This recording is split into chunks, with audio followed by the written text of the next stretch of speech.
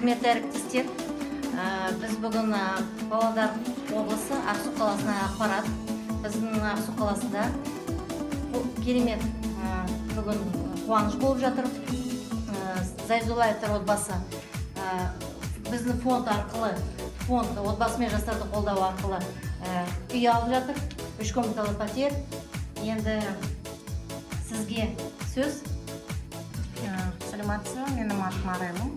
Біз бүгін міне 3 бөлмелі пәтердің иесі болып отырмыз. Омар мырза, міне Арайлым қайта жылап, енді не может поверить, что все получилось, что все хорошо. Очень удобно, очень рахмет большое, что действительно вот без проблем вот просто пришли, басымызды самая наша вера, то, что мы поверили, то, что мы вот салып, ақшаны салғаннан кейін бір ай ұйқы жоқ. Не болады, қалай болады енді бәрі.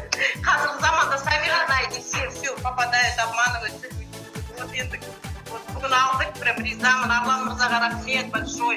Осы уақытын бөліп Ақсуға келіп, көп рахмет сіздерге. От души, правда.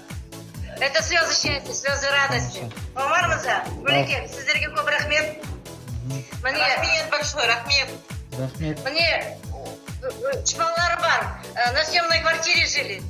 Қазіргі күнде өте қуанышты, ризашылығын айтып жатыр, білдіріп.